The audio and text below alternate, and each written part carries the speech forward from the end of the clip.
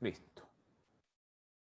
Muy buenas tardes. Hoy día vamos a dar inicio a la clase del día 5 de noviembre del año 2021. ¿Ah? Este es el curso de Derecho Procesal Penal de la Universidad Miguel de Cervantes y lo que pretendo que revisemos en esta clase, que va a ser una clase especial por cosas que vamos a revisar en esta clase y vamos a tener la posibilidad de que ustedes participen y que podamos discutir de lo que les voy a mostrar. ¿Ya? Pero eso va a ser una sorpresa. Bueno, lo que pretendo ver hoy día es lo siguiente. Primero vamos a revisar las actuaciones que dijimos que el Ministerio Público podía realizar sin control judicial. Vamos a terminar con eso. Después vamos a revisar algunas actuaciones que el Ministerio Público debe hacer sometido al control judicial. Después de eso, deberíamos entrar a la formalización. Espero que lleguemos hasta la formalización, que es una materia bastante importante.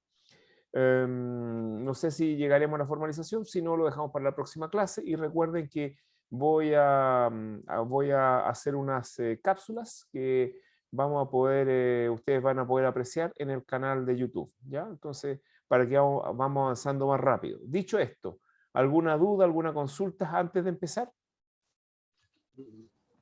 ¿No? No, profesor. Ya, entonces empecemos.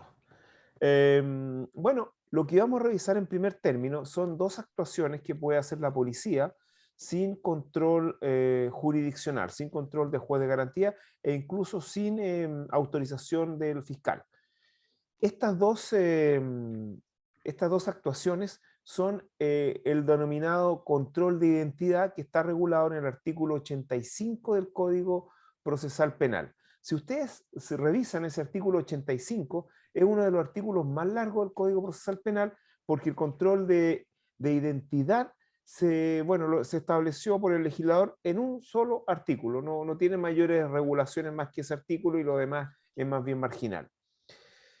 Paralelo a este control de identidad, que podríamos llamarlo control de identidad por sospecha, podríamos darle ese calificativo. ¿Por qué razón? Porque existe otro control de identidad, que es un control de identidad que le podemos llamar preventivo, o que incluso yo le llamo un control de identidad aleatorio, porque realmente no tiene ningún fundamento más que quizás el azar o quizás la intuición policial.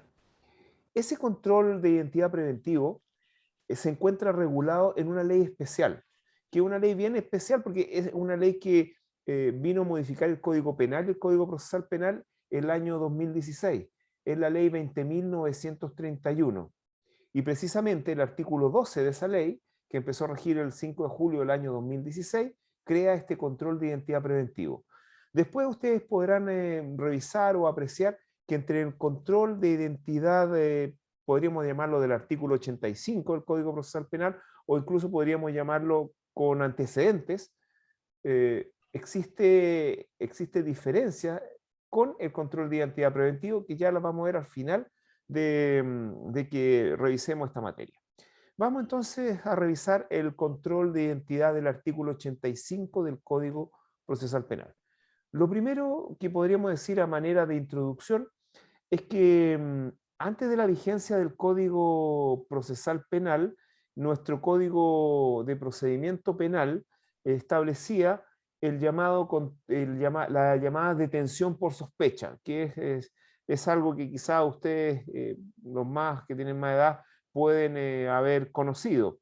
Esta detención por sospecha implicaba que las personas que se encontraran en lugares en que ellos no pudieran dar noticia o no pudieran explicar de por qué se encontraran en esos lugares y que más aún no se pudieran identificar, podían ser detenidos. Detenidos. Es decir, la sospecha implicaba detención, que es una medida cautelar y una orden para poner a disposición del tribunal competente. Actualmente tenemos que la sospecha solamente permite el control de identidad, no como antiguamente que la sospecha permitía la detención. Actualmente entonces la sospecha lo que permite es controlar solamente la identidad. Bueno, vamos entonces a revisar el artículo 85. A ver, ¿qué es lo primero del artículo 85? Lo primero que ustedes tienen que tener presente es que no se puede controlar la identidad de las personas sin que exista un sustrato que fundamente esta actuación policial, es decir, una fundada sospecha. ¿Y fundada sospecha de qué? Primero, la primera fundada sospecha que puede tener la policía para controlar la identidad, solo la policía. Primero, un indicio, es decir, algún antecedente de que la persona a la cual le vamos a controlar la identidad ha cometido un delito o eh, ya lo ha cometido un delito o se apresta a hacerlo. O sea, este es el caso preciso en que, por ejemplo, la policía encuentra a deshoras a una persona trepando, por ejemplo, el muro de un local comercial. O con una barra metálica, con lo que se denomina vulgarmente un diablito, abriendo una cortina de metal de un local comercial. O incluso ni siquiera abriéndola, estando al lado de la cortina con ese elemento. Ya tenemos una situación. Eso es una sospecha de que la persona va a cometer un delito. También se puede controlar la identidad, que esto es bastante importante, porque es un control de identidad solamente, no es una detención, a las personas respecto a las cuales existan antecedentes también de que pudo haber presenciado un hecho que reviste carácter de delito y pueda dar noticia de él. Es decir, más que nada, esto es un empadronamiento de testigos, pero obviamente se le va a poder controlar la identidad. ¿A qué personas más se les puede controlar la identidad? Se les puede controlar la identidad a las personas que ocultan su rostro o que se embozan, es decir, se ponen una capucha y ocultan más bien su rostro para no ser identificados. Eso también amerita no detenerla, pero sí que se le controle la identidad. Y aquí viene algo importante que se agregó al artículo 85, es que exista algún antecedente que permite inferir que la persona tiene una orden de detención pendiente. Esto podríamos decir que tiene que ver con la intuición policial o con la situación en que la policía sabe que está frente a una persona que, por ejemplo, tenga un requerimiento judicial, una orden de detención. Y eso resulta evidente cuando las personas evaden la presencia policial. Eso puede ser un antecedente. Uno puede inferir que la persona tiene una orden pendiente. Ahora, ¿dónde se realiza dónde se realiza el control de identidad? El control de identidad se realiza en el mismo lugar donde la persona se le está haciendo este control, en el mismo lugar en donde la persona está. ¿Con qué documentos? Con cualquier documento expedido por una autoridad pública, es decir, carnet de identidad, que es lo normal, que ahora se pide para todas las cosas, carnet de identidad, podría ser la licencia de conducir, el pasaporte, quizás el carnet del que tienen los estudiantes, que es emitido a veces por el Ministerio de Transporte, no sé si será ahora con el Ministerio de Transporte, también es la autoridad la que lo está emitiendo. Ok, ahora, aquí viene algo importante. A propósito del control de identidad, es decir, cuando ya estamos en la situación de controlar la identidad, ¿qué más puede hacer la autoridad policial? Perdón. Esto es muy importante. A propósito del control de identidad, la autoridad policial está autorizada por ley, por este mismo artículo 85, a revisar las vestimentas y equipajes de la persona a controlar. ¿Qué más puede revisar? Puede revisar los vehículos de las personas a controlar. Y también puede revisar si existen órdenes de detención vigentes en contra de la persona a controlar. Ahora, obviamente, resultado de toda esta actividad policial a propósito del control de identidad, si es que se descubre un delito flagrante o una orden de detención pendiente, obviamente esa persona va a ser detenida. Aquí podemos, por ejemplo, indicar dos casos de los cuales a mí me tocó participar, que ciertos clientes eh, fueron detenidos en esta situación. Por ejemplo, un caso de un cliente que era un muchacho mayor de edad que tenía como hobby, o no sé, hobby como actividad comercial. Él compraba compraba droga, compraba marihuana, digamos, al por mayor, y se las vendía a los compañeritos de curso. ¿Ah? Entonces, a él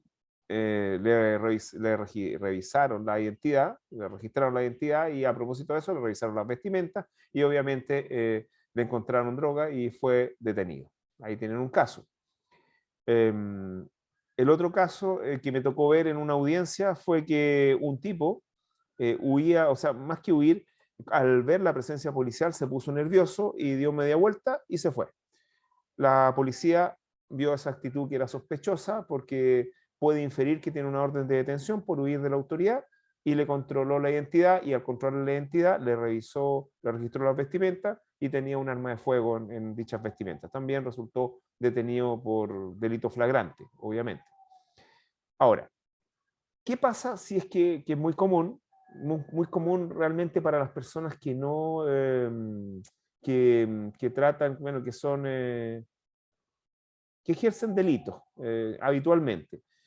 ¿Qué pasa si en el lugar, o bueno, personas distraídas también podría ser, qué pasa si en el lugar no es posible controlar la identidad? Porque la policía anda con elementos para controlar la identidad, si es que uno no tiene el carnet de identidad, entonces uno da el carnet de identidad y tiene el registro, están conectados al registro civil, pero que seguramente no todos, y aparecerá la foto de uno y, y podrán ver que es la persona y ya está controlada la identidad, no registran las vestimentas, los vehículos, órdenes de detención, etc. Ahora, si no es posible controlar la identidad en el lugar en donde la persona es requerida, debe ir a la comisaría con más medios tecnológicos. Dentro de estos medios tecnológicos está, bueno, el archivo del registro civil y también está la toma de huellas dactilares, huellas que solamente sirven para el control de identidad, es decir, no pueden ser utilizadas para otros motivos y por lo tanto, una vez que termina ese control de identidad, esas huellas son desechadas.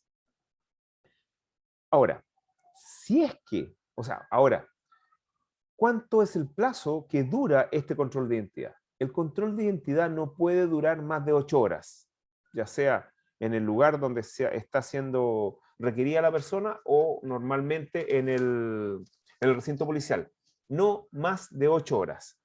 Ahora, ¿qué pasa si es que en estas 8 horas no es posible determinar la identidad? La persona queda en libertad. No es posible determinar la identidad, pero obviamente queda en libertad siempre y cuando haya prestado colaboración para ello, porque en los casos en que haya dado una identidad falsa o una identidad de otra persona, queda detenido por el delito de usurpación de nombre. Si da una identidad falsa, obviamente también detenido por usurpación de nombre. Si él se niega, porque la persona también puede decir, no tengo carnet de identidad, no voy a mostrar nada y me niego a, incluso me niego que me tomen la huella dactilar y me niego a todo, no voy a decir nada. En ese caso, la negativa a identificarse es una falta, que está contenida en el artículo 496, número 5 del Código Penal. Y frente a esa situación también, en teoría, podría quedar detenido. Es decir, en los casos en que la persona se niegue a identificarse o más bien obstaculice esta identificación, estaríamos frente a un delito o una falta y por lo tanto la persona podría quedar detenida por delito flagrante. Ahora, esto también tiene su contrapartida. Cualquier abuso en el procedimiento de control de identidad podría llegar a ser constitutivo del delito de abuso de autoridad contemplado en el artículo 255 del Código Penal. ¿Ok? Ya. ¿Alguna duda, alguna consulta hasta el momento? Sí, profesor, Ya, no me vamos. queda claro por qué la destrucción de las huellas dactilares. O sea, por qué no se archivan y pudiendo dejar para otro efecto. Bueno, porque la persona es inocente, no se le puede tratar como culpable, solamente los culpables tienen prontuario. Leopoldo Iglesias, ya. Sí, quedó Sí, claro. profesor. Ya, Yo tengo muy mala señal, profesor, por si acaso. ya, dígame. Tengo una duda. ¿Me puedo poner al control de identidad? No, ¿Y qué pasa si me pongo al control de identidad? no Porque queda en la práctica sería constitutivo detenido. de una falta, no un delito. Efectivamente, una falta. Podría quedar Me- detenido. Podría quedar detenido por esa cosa. Podría quedar detenido por esa falta. Hay cosas que se denominan cargas públicas, como pagar impuestos, hacer servicio militar, someterse al control de identidad. Es una carga pública, es una obligación de todo ciudadano. Ciudadano, porque se intentó que este control de... No, se le puede hacer a cualquier persona realmente. ¿Mm? Sí, pregunto esto porque a propósito del estado de excepción, cuando se declaró el toque de queda, se señaló de que andar fuera, circular por la vía pública en hora de toque de queda era constitutivo de una falta, por lo tanto Carabineros no podía tomar detenido. Sí, lo que ¿Ya? pasa es que hay ciertas faltas que tienen pena de prisión, y si tienen pena de prisión puede tomar detenido, puede detener. Ya, y en este caso el control de identidad tiene pena de prisión. Bueno, la usurpación de nombre tiene un delito. La negativa a identificarse, veamos al tiro cuánto tiene la negativa a identificarse, 496 número 5. Tiene una pena de multa, por lo tanto, perdón, 490 sí, tiene una pena de multa, por lo tanto, quizás podría quedar en libertad, quizás. ¿Ah? Depende del fiscal. Profesor, Sí, Ya, disculpe, perfecto, profesor. ¿algún caso o que le haya tocado ver a usted o algún ejemplo en que la identidad de la persona no haya sido posible identificar porque con tanta tecnología que poseemos es como que encuentro como difícil que no se pueda identificar la identidad de una persona, como para sí, entenderlo mejor? sí, se me está ocurriendo ahora otra situación. De hecho, si hay un delito flagrante cerca y uno no se quiere individualizar, podría ir detenido igual, aunque omita la actuación por obstrucción a la justicia, obstrucción a la investigación. Podría ser. ¿Mm? Y ahora, en lo que dice usted, generalmente las personas que no quieren individualizarse son personas que tienen problemas con la justicia y por eso no se identifican. Y generalmente lo que hacen los delincuentes habituales es dar el root o el nombre de un familiar de ellos que sean similares a ellos, pero casi siempre son descubiertos. ¿Mm? Ah, ya, gracias. ¿Mm? Don Roberto. Hola, buenas tardes. Profesor, Buenas una tardes. consulta. Repitiendo, la semana pasada conversábamos del tema que pasó en San Antonio hace tiempo atrás. Ah, claro. Esa fue una de las razones por las cuales se cayó la detención, porque no había un motivo aparente para revisar el vehículo. Para En ese caso, yo controlar recuerdo la identidad. Recuerde que si se revisa el vehículo es porque está en una situación de control de identidad. Yo no le puedo sí, controlar porque la identidad según el artículo 85 a cualquier persona. Tienen que haber ciertos antecedentes que me lleven a sospechar fundadamente de las cosas que ya le he indicado. si mal no recuerdo, en ese caso fue que Carabineros estaba haciendo control vehicular normal y ahí a ellos algo les llamó la atención y por eso pidieron abrir la maleta y ahí fue donde se encontraron con todas las cosas. Entonces, por eso no conozco en detalle, la verdad, no me lo recuerdo Y más allá, seguramente, pero ahí es donde claro, que seguramente no fue suficiente según el artículo 85 para abrir el maletero. Justamente. Don Franco. A propósito de lo... que va pasando una bomba, Sí. un carro.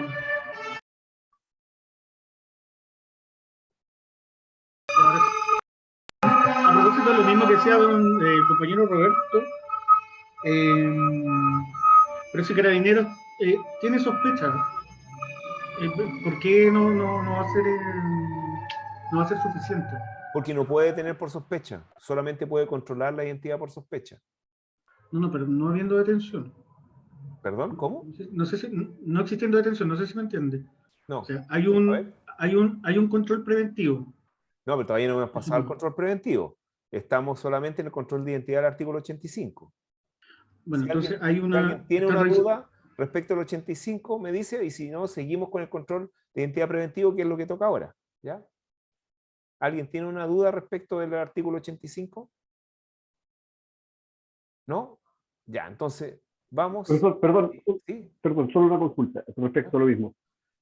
¿Qué pasa si en el control de en ese control de identidad que se hace del artículo 85, entendido que si no encuentra nada, la persona la suelta en 8 horas y se acabó el tema? Claro, Pero efectivamente. y si encuentran algo en ese control que, no sé, que la persona tiene, no sé, anda con algo entre medio de las ropas, como le pasó al Con un emprendedor que arma le de tocó fuego. defender. Ah, un arma de fuego, también o droga. Po. En ese caso, Se ahí aplican sí las normas del corresponde. delito flagrante. Perfecto, como Se flagrante. aplican Ya. las normas del delito flagrante, de las situaciones de flagrancia. ¿Mm? Ok, gracias. Profesor, hay una presunción respecto en el artículo 85 de que son 3 causales. Si yo voy caminando por la vía pública sin mascarilla, sin nada, Ya. yo me puedo poner porque no se da ninguna de las presunciones que está establecida en el artículo 85. Me podría negar y decirle, en este caso, al carabinero que me está diciendo, oiga, lo voy a controlar por esto, pero si no se da, pues yo vengo, no se da, no hay ninguna Es condición. que sí se podría dar porque acuérdese que está este delito de poner en riesgo la salud pública y esto podría ser un delito. O sea, podrían controlar la identidad si andan sin Sí, mascarilla. no, lo que digo yo es que no voy, no estoy incumpliendo ninguna o no se da ninguno de la presunción que se da en el artículo 85, entendiendo que hoy día vamos con mascarilla a propósito de la pandemia. No, pues Pero sí si se me dicen da. deténgase, Sí se da. Si usted va sin mascarilla, se da. sí, por supuesto, pero Ya. no, sí, entiendo yo eso, profesor. Lo que digo yo, fuera de esta condición de pandemia, yo voy caminando por la vía pública, puedo andar sin mascarilla, Claro. no voy haciendo nada y Carabinero me tiene porque me quiere detener simplemente, porque no se da, Ojo, de no voy con nuevo, ninguna mochila ni nada. de nuevo, estas situaciones de sospecha no ameritan la detención. No hay detención, hay solamente control de identidad. No es como antes del Código Procesal Penal. Durante la vigencia del Código de Procedimiento Penal, la sospecha implicaba detención. Actualmente un carabinero, un policía, no lo puede detener a usted por hacerle el control. De Solamente acuerdo, le hace el control y lo deja. pero la sospecha, profesor, ¿es constitutivo para el control de identidad? Pero por supuesto, si está en el artículo 85. Ojo, la sospecha tiene que estar basada en antecedentes. Que Por lo establece ejemplo, el artículo 85. claro, en antecedentes. Por ejemplo, si lo pillan a usted ya a las 3 de la tarde trepando un muro, es suficiente para que le controle la identidad. Por supuesto. Sí. Trepar un muro no es delito. Salvo que ensucie el muro, podría ser un delito de daño, Voy pero saliendo de misa el día domingo a las 12 de la mañana. ya, ¿Me pueden controlar la identidad? es que ¿Por ahí sospecha? vamos, pero es que ahí, por sospecha no, porque si no está haciendo ninguna actividad sospechosa, no, pero ahora vamos a lo que sigue, vamos al control de identidad preventivo, ¿ya? Ya, revisemos control de identidad preventivo. Ok. Ya. Miren, como les digo, una ley especial, la ley 20.931, en su artículo 12, creó este control de identidad preventivo. ¿Qué tiene de especial este control de identidad preventivo? Que es sin ninguna justificación. A usted le pueden controlar la identidad en cualquier parte, siempre que sea mayor de edad. Mayor de 18 años aquí.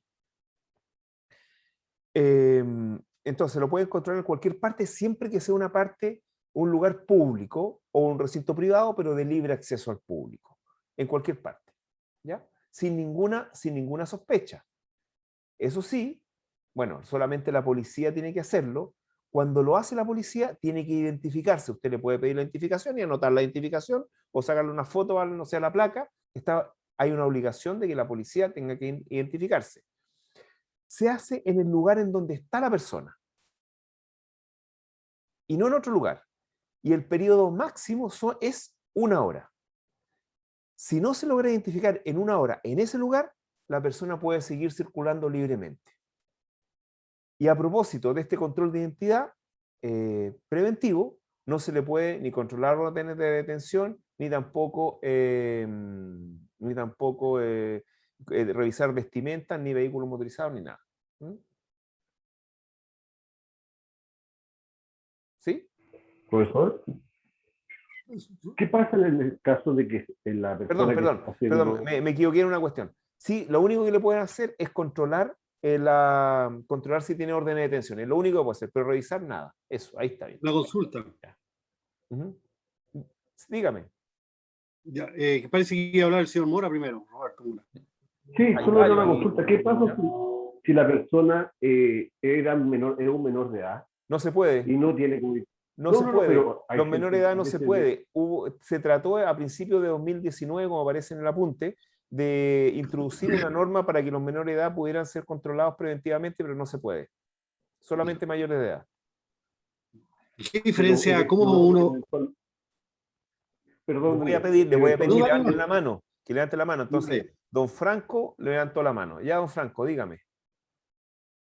Profesor, ahora sí, ¿qué pasa si haciendo entonces este control de identidad preventivo, la policía ve alguna actitud sospechosa ante el mismo control? La persona se identifica, efectivamente, ¿ya? Pero tiene actitud sospechosa. ¿Podría revisarlo? No, yo creo que no. Porque el control de identidad del artículo 85 tiene que darse frente a determinados fundamentos.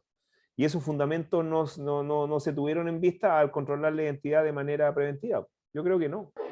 No se puede. Entonces, en el mismo ejemplo, y haciendo el nexo con el ejemplo que daba el compañero Roberto Mora, si me controlan y yo tengo una actitud sospechosa, el carabinero o el policía en realidad, si abre la maleta del vehículo y no encuentra armas, eso sería una prueba ilícita. Sí, justamente depende del control de identidad que le vayan a hacer. No, Si el en este control de contexto, en el identidad es preventivo. preventivo, no le pueden revisar nada, Perfecto. ni abrir nada, ni solamente le pueden revisar las órdenes de detención, es lo único y lógico. Hubo un tiempo que hacían hartos controles de identidad preventivos, sobre todo a los extranjeros. Ah, y hay una forma también, hay una cuestión, que en el control de identidad preventivo está regulado, no está regulado la forma como se hace propiamente tal. Lo que sí está regulado, cómo no debe hacerse. Y cómo no debe hacerse es más que nada, digamos, de mala manera, abusando del control de identidad y pues, estigmatizando también. Denigrante. Ahora, ojo, los controles de identidad preventivos están hechos para estas cuestiones de que se hacen, que son las redadas policiales. Para eso están hechos los controles de identidad preventivos. Vamos a, parece que el número 1, don Leopoldo Iglesias. Ya, vamos. Sí, profesor. Entonces, en un control vehicular no me podrían revisar el vehículo, lo primero. No, en un control vehicular no le pueden revisar el vehículo. De tránsito, típico que está carabinero controlando. No pueden. Ya, bajo ningún pretexto. No, o sea, el único pretexto es el artículo 85. Ya, pero estamos en presencia de un control vehicular de tránsito. No pueden. Salvo que vean algo raro. Les voy a contar una anécdota. Una vez yo tuve un cliente, hace harto tiempo, el año 2008 me parece, que él estaba siendo amenazado. Entonces no encontró nada mejor, como estaba siendo amenazado por un delincuente, no encontró nada mejor que comprarse un arma en la feria. Un arma de fuego en la feria para defenderse y defender a su familia. Y también después se compró un arma de fuego digamos, regularmente. Esa arma de fuego, él cargaba esas armas de fuego. Para mala suerte de él, en un control, o sea, claro, en un control vehicular, era Halloween, y él tenía unas máscaras. Ah, el otro antecedente. Él como estaba amenazado, él se compró unos chalecos antibalas. Increíble, que no sé de dónde los sacó. Se compró un chaleco antibalas y hacía mucho calor en octubre del año 2008 y él se sacó el chaleco y lo puso en el asiento del copiloto y unas máscaras de Halloween para su hijo en el asiento trasero. Y ese mismo día hubo un asalto a un banco donde resultó muerto un policía. La policía está buscando en el sector a las personas que habían cometido ese asalto con homicidio y resulta que le controlaron el tránsito. ¿Qué hicieron? Le controlaron el tránsito, los policías vieron que tenía un chaleco antibalas, vieron las máscaras de Halloween, inmediatamente abrieron el auto y lo detuvieron, abrieron la cajuela y abrieron la guantera y habían 2 armas de fuego detenidos. Yo alegué la ilegalidad de la detención porque realmente tener un chaleco antibalas y tener una máscara de Halloween en Halloween no es un indicio de haber cometido un delito. Bueno, el resultado de la alegación es que no me dieron no al lugar, que la detención estaba bien hecha. Claro, estaba muy sensible por ese hecho delictual, Mi representado no estaba involucrado, al final todo salió bien, por suerte no quedó en prisión preventiva, o sea, no por suerte, sino que hubo un alegato bien fuerte del Ministerio Público, quería dejarlo en prisión preventiva, el juez indagó por sí mismo a qué se dedicaba, etcétera, y quedó solamente con arresto en la casa. Ahí tiene una situación al límite en donde las circunstancias pueden dar de que realmente exista una situación de que amerite un control de identidad y una detención. Pero Eso son apuntaba mi situaciones al pregunta, límite. profesor. Son situaciones al límite. Don Aníbal. Oiga, profesor, ¿cómo voy a saber yo si es un control de, ¿cuánto se llama? Común de identidad y un control preventivo de identidad? ¿Que le pasan algún papel, algún documento? ¿Lo hacen firmar algo? Bueno, yo creo que es bien sencillo, porque usted sabe en lo que anda. Po. Si usted está escalando un muro, tenga la seguridad, y no puede ¿Ya? explicar por qué está escalando el muro, tenga la seguridad de que un control de identidad del artículo 85 le van a revisar las vestimentas. Si usted anda, no sé, pues, a ver, anda con su hijo paseando a su señora y le controlan la identidad, tenga la seguridad de que un control de identidad preventivo. Ah, ya, Es súper sencillo. ¿Mm? ya. ¿Ya? Si usted anda en malos pasos, seguramente puede ser un control de identidad del artículo 85. Don Franco.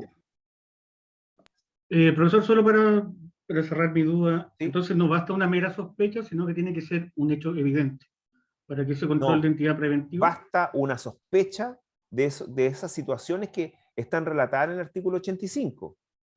¿Sospecha de qué? De que la Perfecto. persona tiene una orden de detención pendiente. ¿Cómo yo sospecho, o puedo, incluso habla de inferir también el artículo? ¿Y cómo yo infiero que una persona tiene una orden de detención pendiente? Si se arranca la policía, po.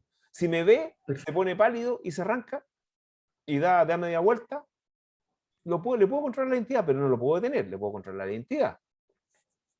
Ahora, que si la persona está encapuchada, le puedo controlar la identidad.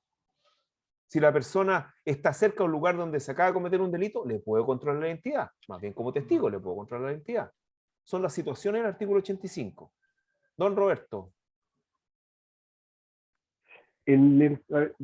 Solo es un ejemplo. Hace mucho tiempo atrás me tocó estar en un lugar donde pasaron detectives a hacer un control de identidad. ¿Ya? Y pidieron los carnets de identidad que los pusiesen en las mesas. En esa circunstancia ocupaban como una lucecita para ver los carnets de identidad, y alguien me dijo que era para ver si tenían restos de cocaína. No tengo idea si era verdad o mentira. Puede ser. Oiga, Entonces, eso es consulta. ¿ya? ¿Sí? No, que tengo una duda. ¿Y prendieron las luces cuando hicieron el control de identidad? No, Ah, ya. fueron pasando por mesa y fueron pasando mesa por mesa. Ujú. Pero sí, este tema, por eso es ahí donde está el límite del control de identidad, porque obviamente que si andaban buscando restos de droga, porque me explicaban que por esta identidad que lo ocupaban para hacer las líneas, eso está dentro del borde de un control de identidad, porque lo que estaban, o sea, lo que ellos efectivamente no estaban mirando de los carnets de identidad, sino que estaban buscando restos o trazas de droga. Bueno, realmente Entonces, ahí, ellos tienen la posibilidad de revisar su carnet de identidad, porque el carnet también puede ser falso. Po. ¿Quién sabe si esa no, luz que usaban sí. era para determinar si el carnet era falso o no? Ok, Sí, ya, pues también puede ser. Don ya, Leopoldo. perfecto. Sí, profesor, respecto a los menores de edad. Hoy Ya. día entendamos que los menores de ¿Ya? edad Sí, de 17 años o de incluso menores de edad se ven de como 14 adultos. para arriba. De 14 para arriba se ven como adultos. ¿Pueden oponerse al control de identidad señalando sin exhibir ningún documento? Es que lo que pasa es que el control de identidad del artículo 85 también está para las personas imputables, es decir, de 14 para arriba. Todas las No, pero en el personas caso del imputables. preventivo, yo creo En que el pregunta. preventivo no, pero ellos pueden decir no sé, pues tengo 17 años. Bueno, entonces le va a pedir seguramente el policía, bueno, muéstrame tu carnet para ver si tiene tal Y si, edad. y si el menor de edad, entendiendo que están en una edad de rebeldía, si el Claro, menor de edad, sabiendo que es menor de edad, que no está, está en un control preventivo, se opone a exhibir un documento. va a tener que ir a la comisaría. Pero usted dijo que tenía que ser en una hora en el mismo lugar porque es preventivo, no es de Sí, los pero no podemos saber si es menor de edad o no, porque él no quiere decir si es menor de edad.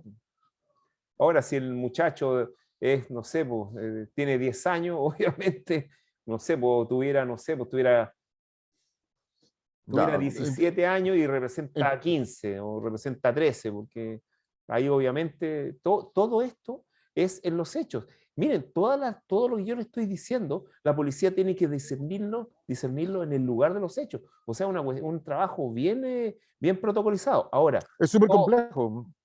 ¿Mm? Es súper complejo para la policía. Es súper Estoy complejo. pensando en el estallido social, que hay harta denuncia a propósito de lo mismo, Uf, de detenciones ilegales. sí, pero es que a río revuelto, ¿qué hace la policía? Ahora, tenga claro lo siguiente, el que la policía haga mal el control de identidad tiene una sanción muy grave. Puede ser un delito para la policía o incluso, va a ser prueba ilícita, es decir, esa prueba no se va a poder usar en un juicio, entonces la persona aquí es libre.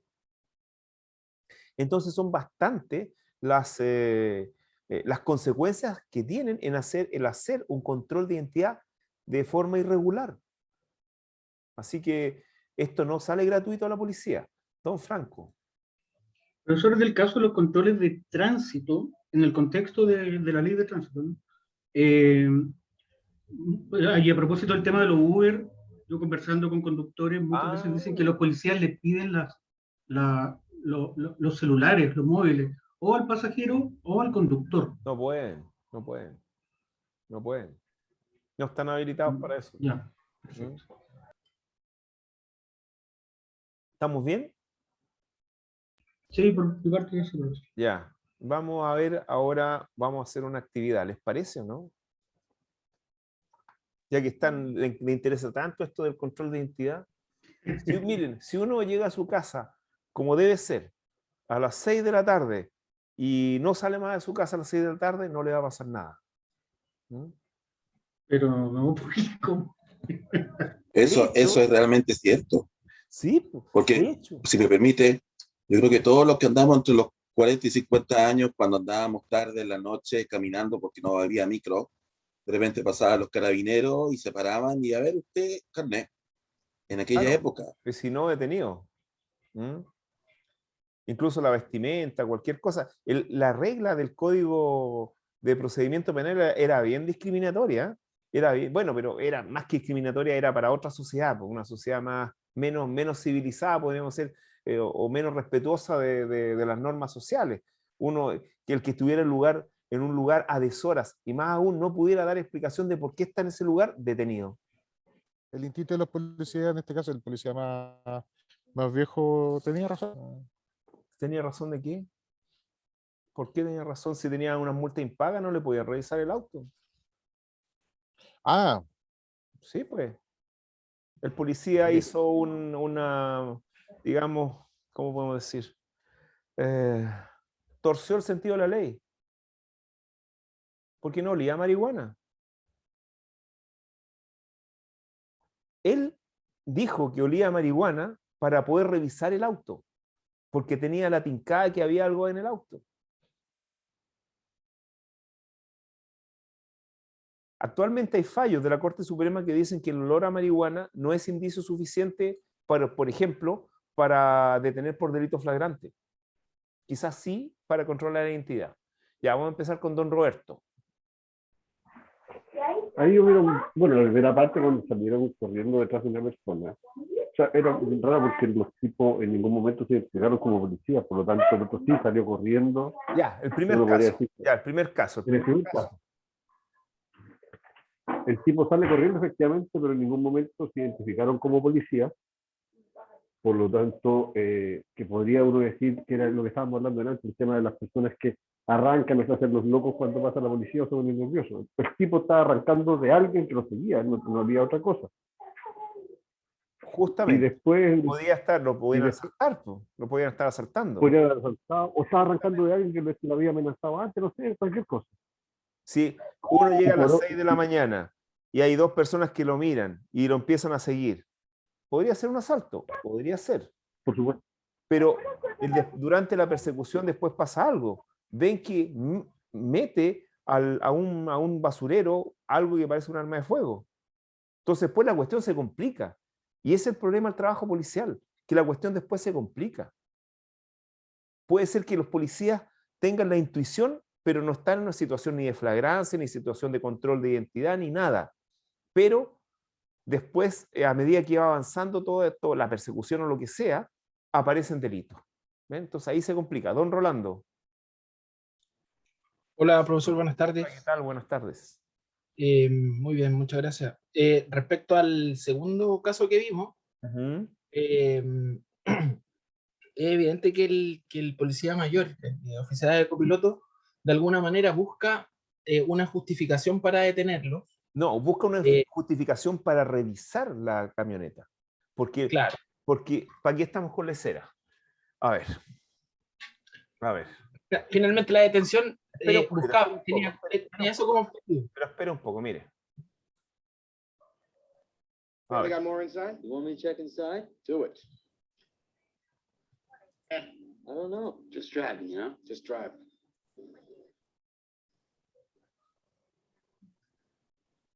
Ya. Esta persona tiene cara de, de ser un angelito. En absoluto. Ya. Ya. What are you guys En doing right around absoluto. this hour? Ya. Pero no se puede juzgar por la cara. ¿no? Yeah, Eso no. just drive. No, yo estoy diciendo solamente eso. Yo solamente, efectivamente, no se puede juzgar por la apariencia. Pero las apariencias a veces no engañan. No engañan. Pero no se puede hacer. O sea, uno podrá jugar por apariencia, no sé, si es que uno quiere sacar a bailar a una niña, podría ser. Pero en estos tipos de situaciones, quizás la apariencia no engaña, pero tiene que justificar la policía su actuación. Ese es el gran problema. Y después vamos a hablar, cuando hablemos de la prueba ilícita, vamos a desarrollar estos casos, estos dos casos. Señorita Dacia estaba levantando la mano y la bajó. A ver. Sí, pues sin querer, pero igual quería aportar en esa línea. Ujú. Hay un documental sobre el caso, me acuerdo que el apellido es como Knox, que fue un juicio en Italia. El punto es que se juzgó a una persona, se hizo todo un juicio completo allá en Italia, solo por la actitud o los gestos corporales de quién sería, digamos, la supuesta persona que habría matado a su amiga. Ya. Pero no habían pruebas, porque ahí, bueno, ahí se detalla en todo el documental, pero en el fondo habría sido juzgada por las actitudes que ella había tomado, que no coincidirían en el fondo no ayudarían a presumir su inocencia. Eso es lo que trato de decir. Como estaba difuso, la persona que realmente habría asesinado a la víctima, ella figuraba como culpable por las actitudes posteriores que ella tuvo a la, Mm. respecto de la muerte que tuvo su amiga. Entonces estaba pensando en el video que estaba mostrando ahora, que claro, uno también tiende a decir, bueno, tiene una actitud sospechosa, Mm. pero yo también podría pensar que si a mí me para un carabinero, o en este caso la persona que aparece ahí en el furgón, que uno se asuste, solo por ver a una policía, un Bueno, uniformado. algunos se asustarán. No toda la No, gente pues se asusta. pensando en lo de la película, que claro, como de juzgar solo por el rostro, Por la apariencia. Claro por la que apariencia. podemos ver que los tipos, como diría mi madre, no eran de los trigos muy limpios. ¿Mm? Porque Claro. cuando andaba sacando el permiso de conducir, tenía un revólver. ¿Mm? Ujú, sí, Y después, bueno, descubren eso que descubrieron. Don Leopoldo. claro. Sí, estaba pensando en el caso que se sucedió en Viña del Mar hace poco, donde había una menor de edad que andaba conduciendo una motocicleta Ya. y que huyó del control de carabineros, no se detuvo, y Ujú. se fue a su casa, y después Carabinero entró a la casa echando la reja abajo. En eso estaba pensando, si el actuar de Carabinero ha sido el correcto. Bueno, eso lo vamos a revisar un ratito más cuando veamos ciertas actuaciones de la policía sin autorización judicial. ¿Mm? Lo que alegaron a Carabineros es que era un delito flagrante, el Vamos a ver. haberse escapado de Carabineros. Pero vamos a ver que frente a los delitos flagrantes, si una persona se refugia en un recinto privado, la policía no puede entrar. En este caso tampoco la policía entró a detener al tipo. En el caso que estamos viendo, en la película que estamos viendo, que se llama Verdugos de la Justicia. Ese es el nombre que tuvo en Chile. Verdugo de la Justicia, una película, me parece, del año 88. muy en la onda de Harry el Sucio y de toda esta filmografía que tiene que ver con cómo ciertas personas que habían cometido delitos resultan no culpables por que la policía hizo mal su trabajo en cuanto a la detención. Porque en la película le dicen son tecnicismos, pero realmente no son tecnicismos, es el trabajo de la policía. Si el trabajo no se hace bien, la prueba es descartada. Ese es el peor castigo que puede tener la investigación policial.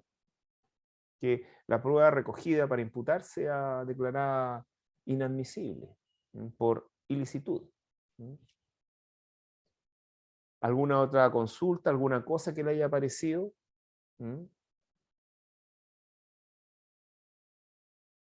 ¿No? Miren, muchas veces las personas parecen ser culpables, pero resultan ser inocentes. Hay que tener presente eso, que muchas veces la actividad delictual implica tantos vericuetos y tanta complejidad porque nadie deja huellas de sus delitos o trata de borrar las huellas. Es diferente a la justicia civil, que uno siempre deja huellas de lo que hace. Y si uno no deja huellas de lo que hace, tiene que someterse a que no va a poder probar el acto jurídico del contrato. En el delito, en la actividad delictual es diferente. No se dejan huellas o se dejan huellas falsas, etc. Por eso, ustedes se van a dar cuenta cuando seguramente termine este curso de Derecho Procesal Penal, que en materia procesal penal, en relación a la materia procesal civil, se da una diferencia en la parte probatoria, siendo la parte probatoria en materia procesal penal mucho más importante que la parte probatoria en materia procesal civil. Nos vamos a dar cuenta que en cuanto a los medios de prueba en materia procesal penal hay una amplia libertad, hay una libertad casi absoluta en los medios de prueba y en la forma de valorarlos.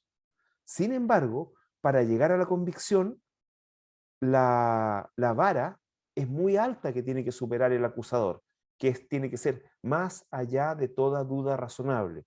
Algunos textos indican que duda razonable, superar la duda razonable, cualquier duda razonable, significa estar con un grado de certidumbre, con un grado de convicción aproximadamente de un 90%, de que las cosas son como lo dice el acusador. En cambio, en materia procesal civil, los medios de prueba están bien establecidos y no hay más medios de prueba que los que señala el Código de Procedimiento Civil.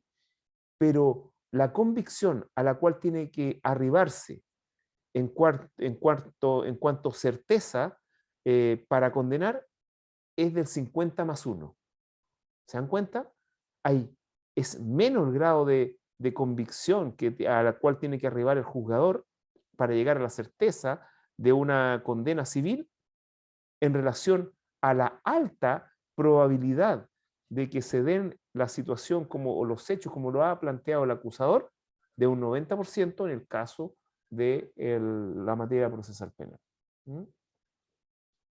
Entonces, por un lado, en materia procesal penal tenemos un amplio abanico de medios de prueba, una valoración también viene no tan estricta como es la valoración libre, con los límites solamente de la sana crítica, pero el grado para alcanzar la certeza judicial es de un 90%, o sea, bastante elevado. Por eso es más sencillo obtener una sentencia absolutoria en materia penal que en materia civil. Don Rolando. Profesor, esta libertad de los medios probatorios a los que usted hace referencia en el ámbito procesal penal, ¿tiene directa relación con esta vara tan alta que hay que sobrepasar? Justamente. Si a mí me piden tal grado de convicción, tal grado de certeza, obviamente tengo que tener más instrumentos para llegar a ese grado de certeza, de certidumbre. Perfecto. Sí, pues. Gracias. ¿Ya? ¿Alguna otra duda, alguna otra consulta, algo que quieran plantear? ¿Les gustó las escenas que les mostré? Yo quedé con ganas de ver la película. No, la película, es que no les puedo contar lo que, bueno, si quieren la ven, la ubican por ahí, pero fíjense que le voy a dar una sinopsis así como que fuera Yolanda Montesino. ¿Ah? ¿Ah? Que paz descanse. Para seguir en los 80.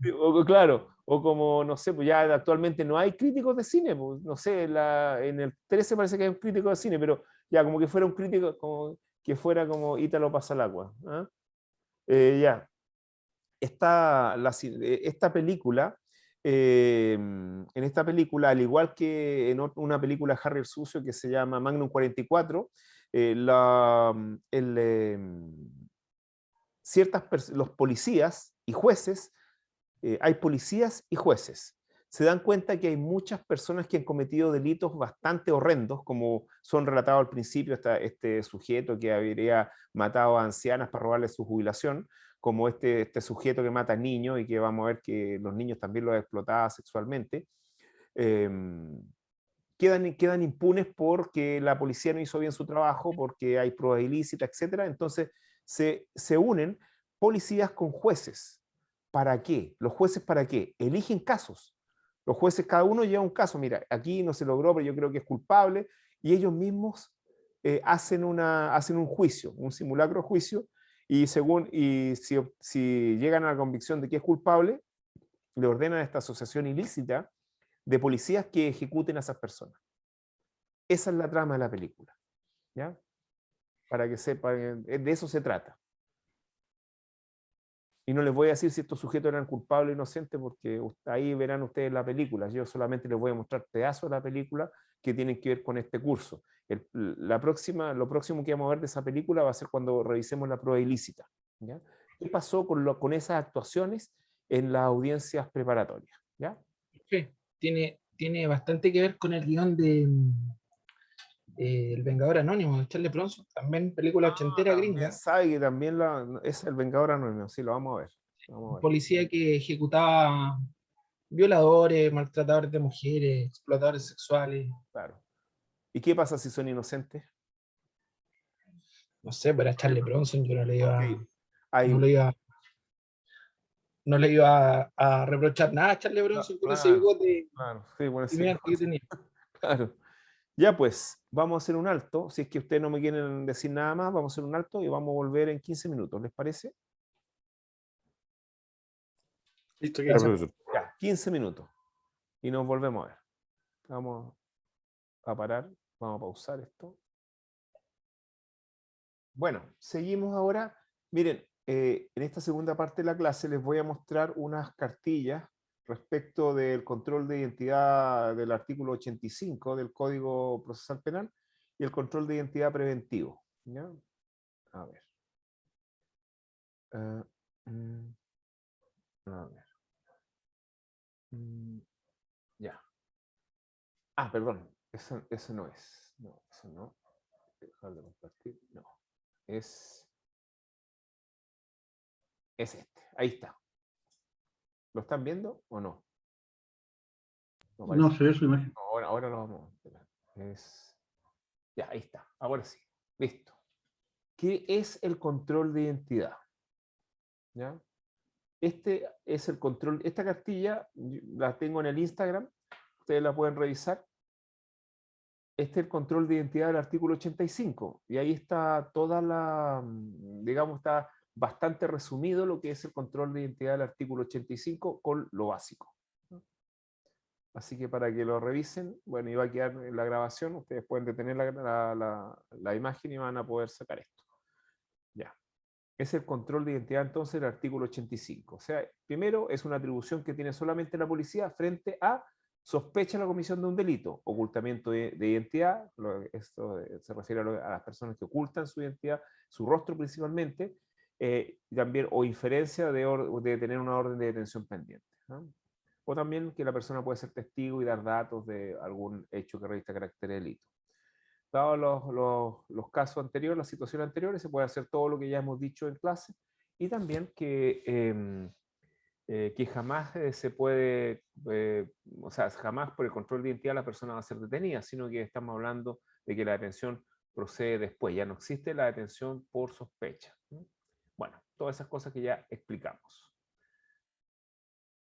¿Ya? Y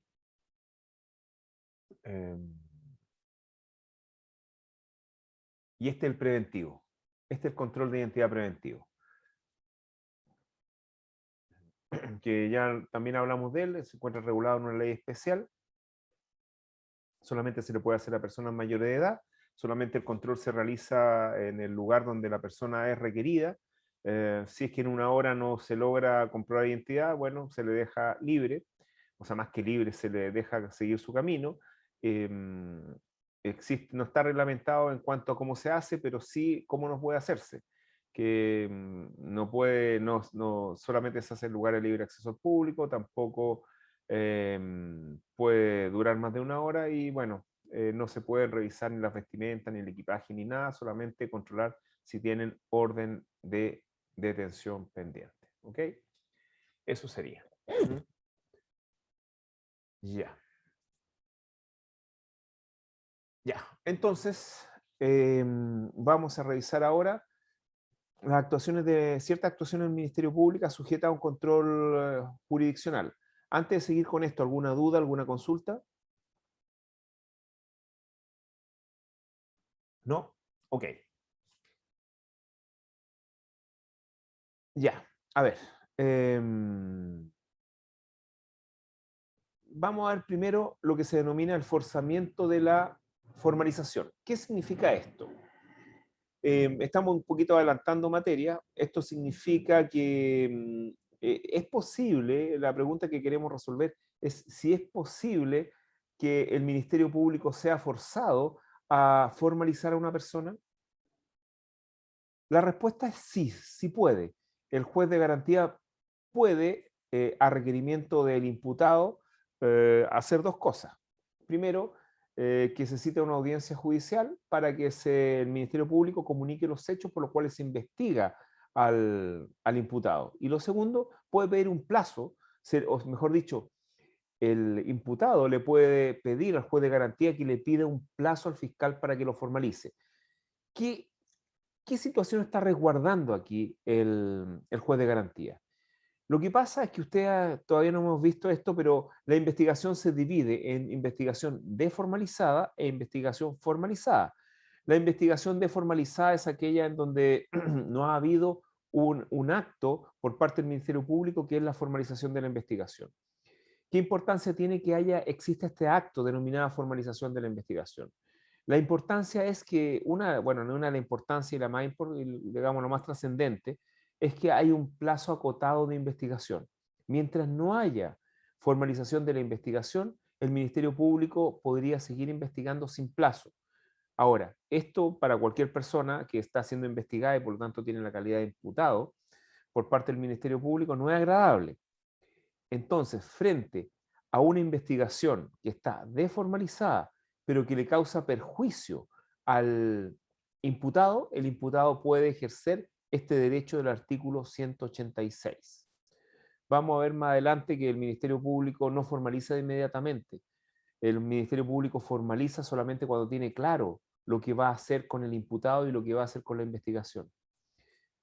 Por ejemplo, hay casos bastante complejos, como por ejemplo el caso Tsunami, en el cual después de muchos años, de más de 2 años, se formalizó la investigación y una vez formalizada, bueno, se tomaron decisiones al respecto, que significaron que haya, me parece, un condenado solamente por ese caso y que se obtuvo en un procedimiento abreviado.